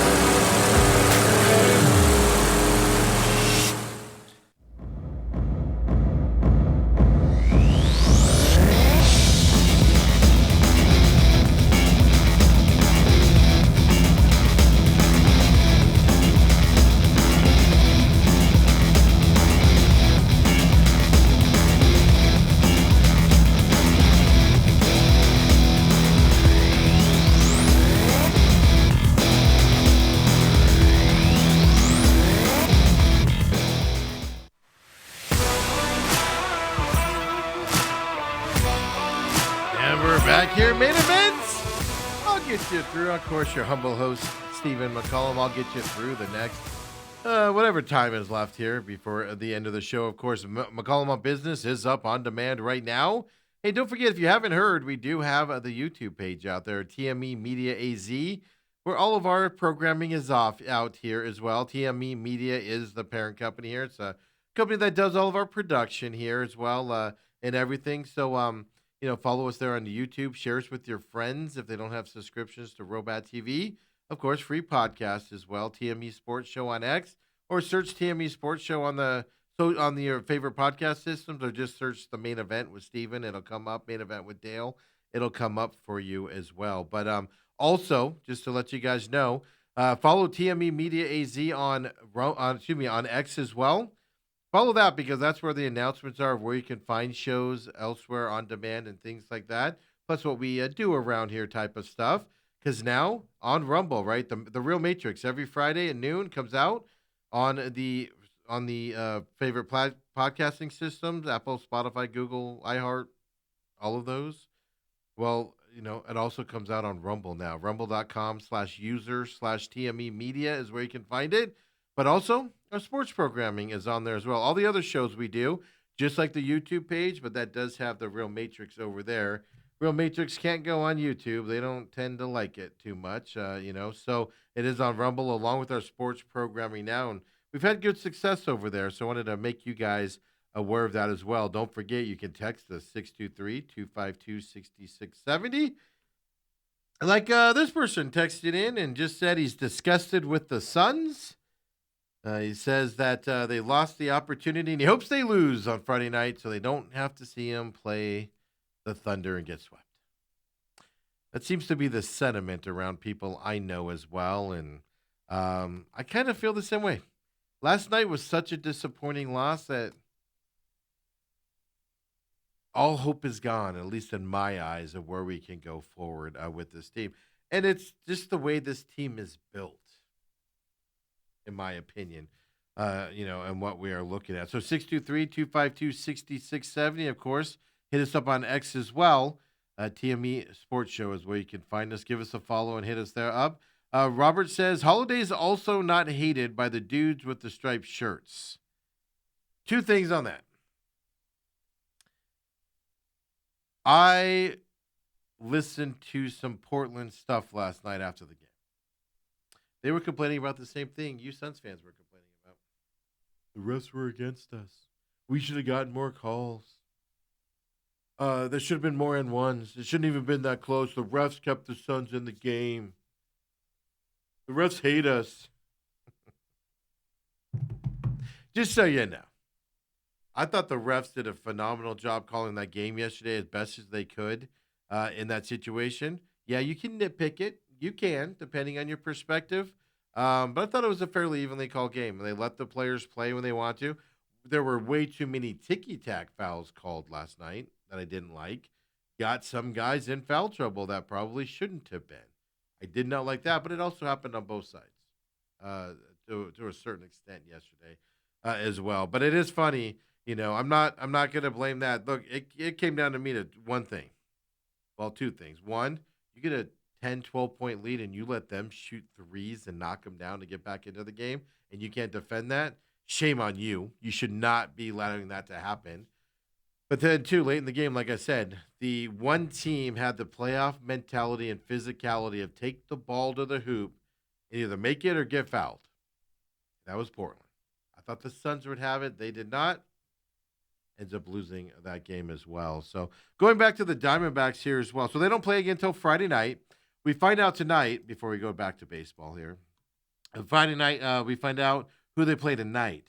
Warriors-Clippers play tonight. One thing I cannot stand, now I'll say this about it, not every team is below 500.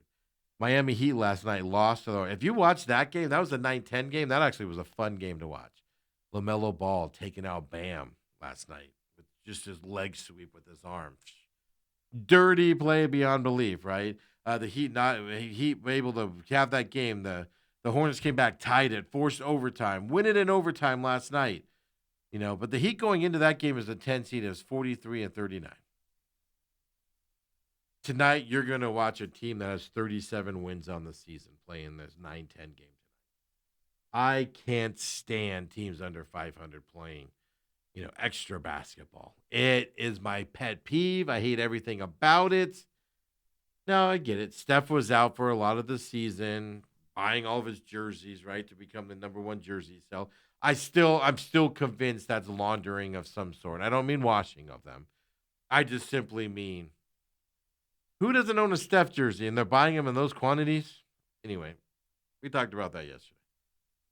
Steph Curry's back there against the Clippers tonight. So we'll find out who the Suns play at home Friday night. Winner of that moves on and gets to play the Thunder in the first round of the playoffs.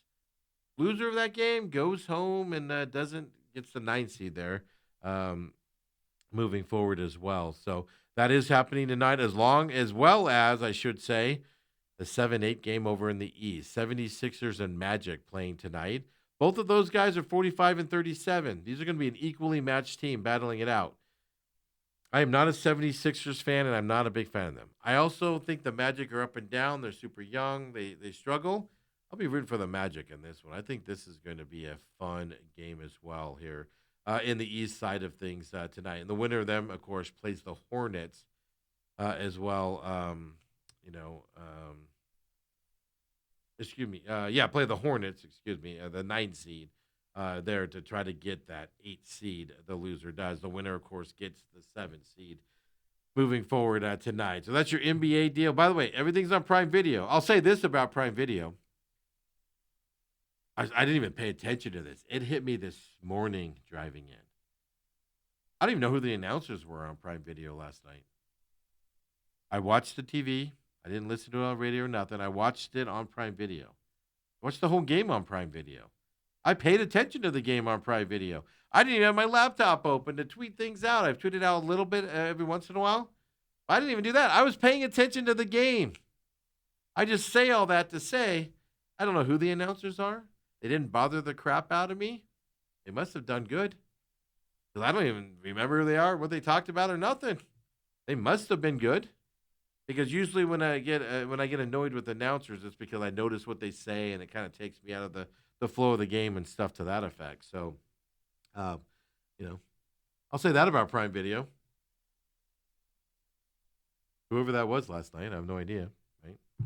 Hey, going back to baseball here again, like I said, D-backs, we talked about that. Jackie Robinson Day.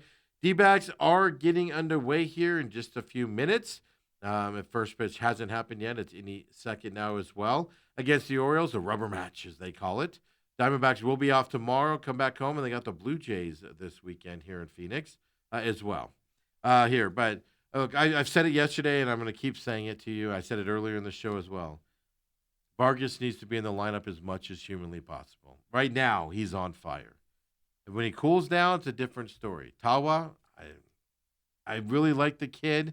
It's just not happening right now. Now, they kind of need him in that spot. But what happens here? Do you have somebody that can come up and play in the outfield with better hitting, fielding, etc., while Tawa works on his game down in Reno? Is kind of what I'm looking forward to on that. Fernandez always has to be in a game. You could rotate him between first and third and DH if you need to. If you missed the lineup earlier, Marte's batting first, and he had that sore back yesterday, or tightened back. He's in the lineup today, but he's the DH today as a leadoff hitter as well. This is great. Do that. Rotate him around, but long as Fernandez is in the game. He deserves the right to play right now. He's that hot. He needs to play right now. He should play right now. Keep him in this lineup. Don't pull this bull crap. Oh, well, he's played 4 games in a row, and he needs a day off. He's young. He's energetic. He's ready to go. Even when he goes 0 for 3, he's doing something in the game. Or 0 for 4, he's doing something in the game to earn a spot there as well. As opposed to now, Arenado had that 2 home run game the other day. So, take that away. But before that, he's struggling, right? Santana. Yeah, play Santana. I'm not saying don't play him when he comes back from the IL. It's just he also needs his rest. He's an older player. Let's give him his rest as we move forward from that. So Diamondbacks getting ready to start here as well. We talked yesterday, we're going through and looking at, because I'm getting ready for our draft show coming up next Thursday at 4 p.m. It's going to be definitely streamed on YouTube for you out there for free. We definitely are doing that. We're going to start that testing and everything here this week. It might be on Robat TV. We're anticipating it to be there. Should be no problems with it. It's just some things have to be worked out from that perspective. Out of my hands. Not my company, out of our hands, but we're going to work. We're going to see if we can get it on Robat TV as well for those of you. But same feed, etc. Me, Bruce Cooper, Dale Hellestree. Special guest joining us as well. He might be in and out of it there, but special guest is supposed to join us. The reason why I'm not announcing him yet, He's the one we're waiting on where we're doing it at, folks. So as soon as we get that, we will talk about that as well. Whole first round, started the graphics, started looking at all that for the players as they're drafted. I've already told Kobe he's got a busy night ahead of him of finding players as they're drafted and put their stats up and all of that stuff is what we're looking at. Next Thursday, 4 p.m. We're looking forward to it as well. We'll start putting stuff up at TME Media AZ as well, announcing it. Of course, we'll get it out on TME, the main event as well. It's going to be a fun night there. If you're watching the NFL draft, might as well pay attention to our shenanigans as well. Most thing I'm looking forward to, by the way, next Thursday night, Bruce Cooper losing his mind with whatever the Cardinals do with that third pick if it's not Jeremiah Love. I am looking forward to seeing this reaction live and in person like y'all have not seen before. So it's not that I'm rooting for anything bad. I hope they take him, actually. But I am looking forward to seeing that out there as well. So, yeah, keep that in mind as we're going towards it. I'm just getting all drafted up right now. It's lying season. You don't know what's happening out there. Everybody's moving their ratings around, and I tend to ignore it. I am not. Now, Bruce Cooper is the giant draft guy. I enjoy the draft. I pay attention to it. It's always interesting. But when 60, 70% of your first round draft picks are duds and don't work out, and don't see a second contract with the team they're drafted by, I also don't get excited about the draft. That's the difference between like me and Coop there, and Stings.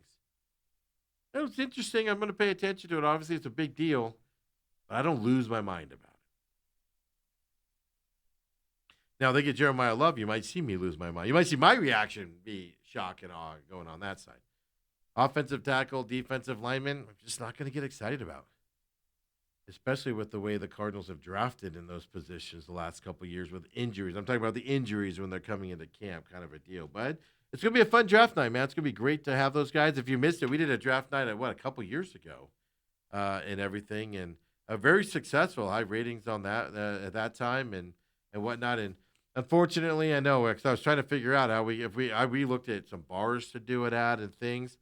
We're just not able to swing that here this year. So maybe as we grow this draft party over the next couple of years, we can get out there and get out into a restaurant or bar area and do it from there as well. And so you guys can join us as well there on draft night there. So, but first, I'm going to take you back here, folks. College baseball is going on. Arizona State's been on a tear in terms of college baseball. They've been ranked. They've lost a few here these last few days, right? They just lost to Arizona the other day. Their bats are hot one day. They have definitely a player of the year candidate on their team in Hairston is his name. He's going to, unless something bad happens, he's going to hit the record of home runs on this team. He either tied or passed Barry Bonds the other day as well for a season in home runs and things to that effect the other day. It's a fun team to watch as well. They lost 11 innings there to Arizona 5-3 on Monday. Well, they got BYU coming up here this weekend, Thursday, Friday, and Saturday. It's at BYU, by the way. By the way, this is a fun environment to go to at Phoenix Muni. They still have a game against New Mexico State coming up next Wednesday. They got Baylor next weekend, the 24th, 25th, 26th at home as well. They have Oklahoma State coming May 8th, May 9th, May 10th. That's Mother's Day weekend, by the way, coming up as well. They're going to Grand Canyon on May 12th. Yeah, just head across town and see Grand Canyon Stadium over there. So you do have a bunch of games available here at Phoenix Community to watch them. Here's the other thing. Put in your calendar now if you are a college baseball fan. People aren't talking about this enough. I know it's a month away. My problem is right around high school graduation. Of course, Ethan graduates high school this year. His graduation is May 21st. Wednesday, May 20th, Big 12 tournament happens on that day. Surprise Stadium up in Surprise, here in the Valley. Then May 23rd. So a couple days after the graduation. That's Memorial Day weekend, by the way. Surprise Stadium, Big 12 tournament continues there as well. Yeah, Big 12 tournament coming to the Valley right around high school graduation times. So that's interesting. I'm going to have to see if I can get out there, at least for the 23rd one. I know the 20th one's going to be a hard one for me. Ethan graduates the following nights, and I've already kind of booked up that week with getting ready for that and other things I got going on and stuff like that, trying to squeeze them all in there as well. But maybe May 23rd, I got to get out there. But put that in your calendars now, college baseball fans. You have the Big 12 tournament here up in Surprise Stadium. The Heat's going to be interesting to see how you handle the Heat up there in Surprise, to be honest with you. But this ASU baseball team, if you are a baseball fan, it's worth getting over to Phoenix Muni to watch this team. Period. End of story. It's fun to watch. Get out there and see these guys and see what they can do as well. So they were kind of in the headshot there to be a super regional team. I know they've slipped a little bit. I saw some other rankings saying that there'd be a number 2 seed in one of the super regionals now. They're probably going to get a regional, super regional. Big upset last night. UCLA finally lost. They hadn't lost since like February 14th or February 20th or something like that. They lost yesterday to, I think, UC Santa Barbara of all teams. UCLA finally lost the game. They've been the number 1 seed most of the season as well for college baseball. But the reason why we're talking college baseball, 2 reasons. One, Arizona State University deserves you, if you're a baseball fan, to go check them out. So do the Diamondbacks, by the way. The way the Diamondbacks are playing, this weekend the Blue Jays are in town. It's time to start going to these games. If you've been holding back, hey, everything's busy, don't want to spend the money, I don't know what kind of team they're going to be. If the Diamondbacks haven't shown you yet this season that they're a fun team, I don't know what they need to show you. I don't know how long it's going to continue. Get there, see them this weekend against the Blue Jays if you're so inclined. Same thing with Arizona State baseball. Go check that out. They deserve it. They're a fun team. You will enjoy it. I haven't made it out to Phoenix Muni this year. I usually go to a game or two a year. I haven't made it out there this year. Just the schedules haven't matched up.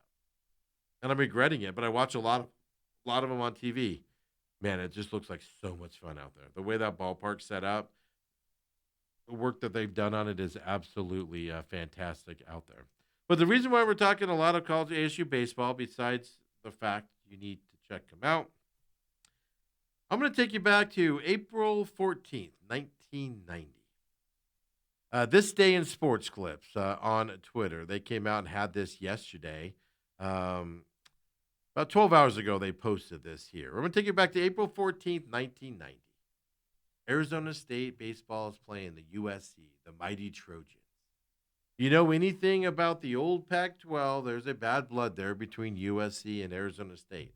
Not just in football, but also baseball and other sports out there. And boy, is there bad blood here. Folks, look at this. It's about a minute and something clip. I'm just going to let it play. NBC Sports, one of those old-time shows here, gives us this tribute. I love his commentary on this as well. Folks, this is the rare college baseball bench-clearing brawl with descriptive descriptions here as well. Let's check it out. ASU USC, April 14th, 1990. Loss between the two teams.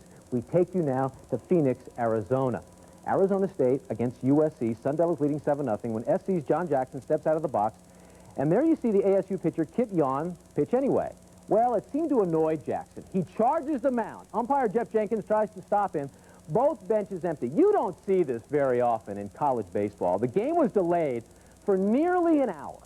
8 players were ejected, 4 from each team. And watch where this brawl ends up. I mean, it started on the mound. It's going to end up in left field. Now, the USC players seem most upset with Arizona shortstop Fernando Vina. Now, he's number 2. See him running around there? He's just, really chiding a few of the guys, and they're coming after him. Now, I want you to watch in the back of your screen. You're going to see number 50, Phil Kimball, as Vina will take off to his right as he makes the turnaround. Watch this great scrape of the offensive line and defensive line. Kimball there with a Powell linebacker stop. Hey, Larry Smith of USC, maybe you can use this guy on your football team. Arizona State won the game 9-2.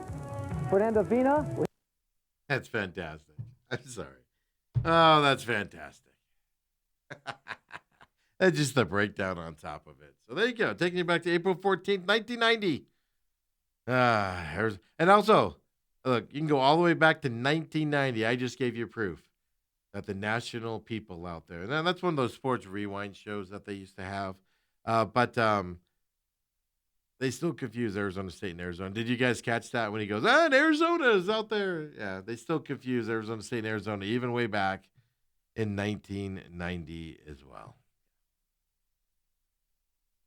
Odds and ends stuff out there for you. I was looking at just some Major League Baseball power rankings with the way the Diamondbacks have been playing out there.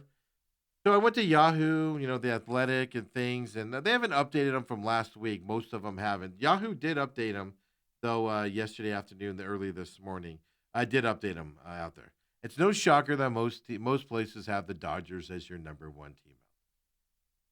Yahoo, though, has the Braves at number 2, Yankees at 3, Brewers at 4, Padres at 5, which Padres started terrible, but they've woken up here as well. Cleveland Guardians at 6, Mariners 7, Rangers 8, Phillies 9, and Detroit Tigers 10. Detroit Tigers have had a disaster of a start of a season compared to their expectations. Now we're in week 3 of the season. We still don't know anything on who's going to be what. Teams are going to start to fall out there and stuff to that effect that we're looking at. But they don't have the Diamondbacks in the top 10. Okay. Now the AL West is a tough division. I understand why they have, the Mariners in there. I understand why they have the Cleveland in there with the way they're playing to start their season. I understand why they have the Rangers in there right now to start it. I understand the Phillies, obviously. Not even the Mets are on this list. In the top 10. So where do they have the Diamondbacks? 15th. Right in the middle. Diamondbacks. Do the Diamondbacks feel like the average team to you? That's my question. I don't think so. I think they're above average. So the teams they have above the Diamondbacks, Cubs are 14, Reds are 13, Baltimore Orioles 12, Pittsburgh Pirates are 11th, and then, of course, the top 10 teams on top of it. I would not put the Diamondbacks ahead of the top 10, to be honest with you. There's not a team I would have them in front of. Maybe the Tigers. But other than that, there's not a team I would have them ahead of, even though they beat the Phillies 2 out of 3. I would still put the Phillies, at least in terms of their talent and the way they started their season, ahead of the Diamondbacks. But the Cubs ahead of the Diamondbacks, the Reds, okay, if you say so. The Orioles, if you say so. We'll see what happens for the game going on right now here this morning there in Baltimore. The Pirates have been started off good this year. Don't get me wrong. But are the Diamondbacks the dead even team right now? To me, they're playing better baseball than middle of the pack. They are. So I was kind of surprised by 15th there by Yahoo Sports. I don't know. Do you guys agree with that? Hit me up, 623-252-6670. We got a text right here saying, actually, you know what? I can't read that one yet. Give me a second here to load that up here, and I'll get back to it. It's something to do with the power rankings in the top 10 there. So I'll resend it. It's my computer. I just have to reboot that really fast as well. So the standings here, like if you don't know what the standings are like, we talked about them the other day. Orioles are 3rd in their division. The Tampa Bay Rays are 9-7, leading that division right now. Yankees are 2nd. Orioles are 3rd in that division. As I told you, in the top 10 here for that, Yankees 3rd. Okay. Not another team in the top 10. Yankees are 2nd in that division. What? The Orioles are 3rd in that division, and they're 12th. What? Tampa Bay Rays, they have ranked 20th on the Yahoo list. Don't you get credit for being 9-7 leading that division? I know it's 3 weeks in, folks. I get it. But don't you get credit for being in that position? They have the Rays 20th. And they're not saying that they're ranking based off of, preseasons and stuff like that. They just simply say their first power rankings 3 weeks into the season, we don't know much. But here's what I know. The Tampa Bay Rays are in first place in that division with 9-7, and you have them ranked 20th? What? This is why I hate power rankings. This is why we don't talk about them. This is why we don't look at them. We look at them in terms of how does the national perspective look at teams, a la the Diamondbacks, our local teams. What's the national perspective? Because we just live in this bubble of Diamondbacks. What is it? Get outside of Phoenix nationally, East Coast guys. What do they think about your team?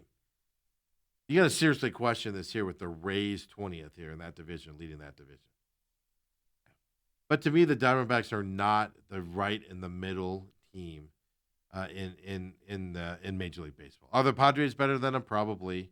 Are the Dodgers better than them? Yes. So those are fine. Pirates are 10-7. Are they that much better than the Diamondbacks? I'm not so sure of that. Overall, I'm not too sure of that. Are the Reds at 10-7 that much better than the Diamondbacks? I'm not too sure of that either. We're seeing it right now. Are the Orioles, you guys are watching the Orioles in this series, are the Orioles that much better than the Diamondbacks? No. They're at least close in these rankings here as well. But they have the Detroit Tigers in the top 10. They're 8-9 on the season. Diamondbacks won 2 out of 3 against them. Right? The 2 out of 3, or did they sweep them? That was 2 out of 3, I think. But they're 8-9, and they have the Tigers there. So I don't understand these power rankings. This is why I don't like to pay attention to them. For the national, the bigger point here is the national perspective on your Diamondbacks isn't accurate, is what I'm going to take on that as well. Yeah, Robert Chambers, in terms of that video that I played there, Robert says, now show Vina when he met Albert Bell.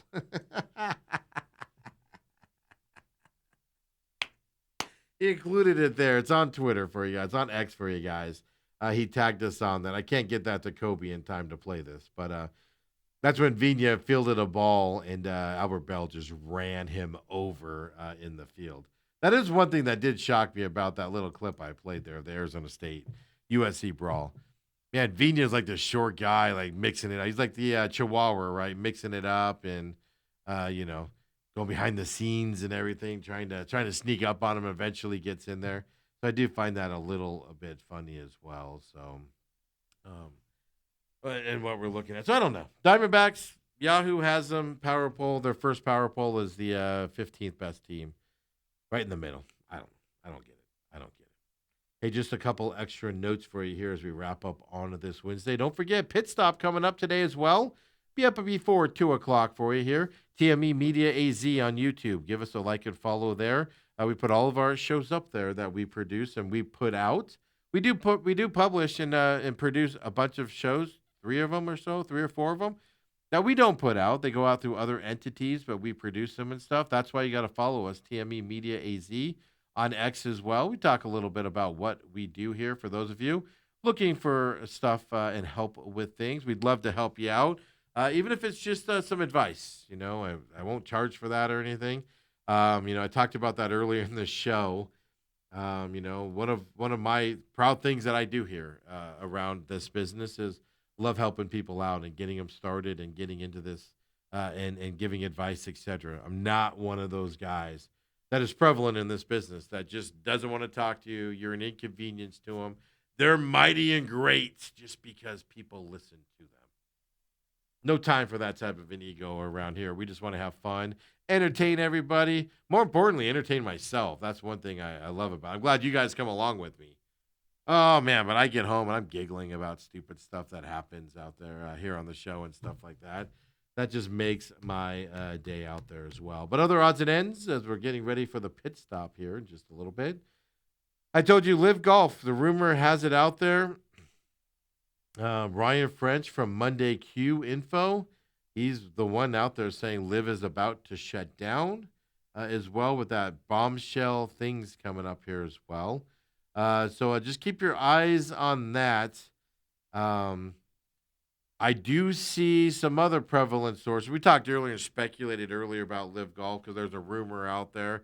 Players were missed payments. And I kind of doubted that one, but that is a rumor out there. Because I think you would hear more about that if that was possible. But that rumor is out there and prevalent right now within the golf circles. Well, I do see a couple reports here that, for instance, Flushing Golf, for instance, they're out there saying multiple sources tell Flushing Golf that Live golfers have had no issues with being paid. Future events are proceeding as normal. So no indication, or they haven't heard at least, of anything going to change afterwards. as well. And by the way, they play in Mexico this weekend. Live Golf does this weekend as well. So, Brandel Chambly, I told you about this. He predicts the end of Live Golf coming up here as well. And, if you don't know who that is, well, he's got somebody that is in the industry, Chambly is. Yes. There's some smoke here. Just how far does it go? But we're starting to see some kickback, which you expect, right? To go forward. And it's just strictly, at this point, it's just strictly hopes and dreams and speculation on the chaos. So, but Golf Channel analyst Brandel Chambly is the one saying he has been a harsh critic on Live Golf. Like harsh. Like he hates it. He is predicting Live Golf will shut down. Now, he hates Live Golf, so there's a bias there. But you know what also he does? He knows a lot of golfers. He knows a lot of people around golf. He knows a lot of commissioners and things, if you know what I mean. Stuff like that. He's putting his neck out saying that that's going to come to fruition, that they're going to shut down as well out there. The other side of it is, so just something to keep an eye on. But I just wanted to update you guys, and we talked about it earlier, and purely speculation on my part. I have no clue. I know nobody in the golf world. I know nobody around golf other than Dale. I know nobody even close that would have any say on anything. So I'm just speculating, going through it and stuff like that. But Robert says, if Chambly is saying it, pretty sure that comes from the NASCAR champ that runs the PGA. That's my point. Chambly, but he's also, it's not just that he's saying it. And Chambly has some sources out there. It's not that he's saying it and he's not relying on sources to say that it is going to fold. Think about this, too. He's putting his reputation as a golf analyst, a golf reporter on the line as well. To me, that gives me a little bit more credence of he's heard something. He's heard something credible coming up here. I even saw a story, like I said earlier. I do believe Live Golf is going to come to an end here soon. I gave it a 5-year life when it came out. I think Live Golf messed up completely when they did this. I thought they messed up completely. They went and did about this the wrong way. They tried to buy their way into the sport, and they got some kickback. That ultimately, it's going to fail on you because you're not going to want to spend and lose that much money. Eventually, even if you have a cajillion dollars, at some point you're going to look back and go, "We're just throwing money away. Let's end this right now." It happens. The PF Fund did that with F1 at one time. They bought F1, moved into it, lost a crap ton of money, and went, "Yeah, we're not going to do this anymore." And eventually it's going to happen. But when a guy like Chambly's putting his reputation on the line, it's like, I will say this. I have seen reports yesterday, and I mentioned it earlier in the show. I don't think Liv's just going to announce and come out and say, we're shutting down. This is our last tournaments in Mexico, and we're done. I don't think it's going to end that quickly. But watch the wording that comes up. I saw some people speculating and saying they're going to start loaning players to other tours. Meaning, hey, golfers, it's okay if you want to go back to the PGA Tour and play some tournaments over there. They're going to say, hey, it's okay if you want to play more DP World Tour tournaments. I saw some speculation of the Live Golf merging with the DP Tour, meaning the DP Tour takes over the Live Golf tournaments and then it just dies in that format. So you got to watch the word. I don't think they're going to come out and be like, we're done. We're shutting it down. They have contracts, other things they got to deal with. But I will not be surprised if they start allowing golfers to explore other opportunities to get their punishment from the PGA Tour, for instance. Start working that off while they're working through the rest of it. That would be more of what I would expect. More so than them coming out and saying we're done Tuesday. We're done Live Golf. So I don't know, but we're seeing some pushback now. So I wanted to just make you aware of that here as we end the show here as well. So, hey, we have to see who the Cardinals bring in. Are they going to bring in another third and fourth round player this week? Third round draft pick to bring in? Are they going to do that? We'll find out. We'll be back tomorrow, Thursday, 8 o'clock here, of course, live, Robat TV, McCollum on Business, 7 a.m. tomorrow. Pit stop out later today. We look back at Bristol. Ahead of racing this weekend, IndyCar is back on the track. Come and join me, folks. We'll have it up on the sites here by 2 o'clock here today as well for the pit stop. Check it out, including Rumble, rumble.com/user/TME Media. All of our shows are up there, including the Real Matrix. Angry Fan, appreciate you guys watching that as well. He was talking to him yesterday, and he's excited for where that show has gone and what you guys have done to support it. Hey, we'll see you tomorrow, everybody. Have a great night.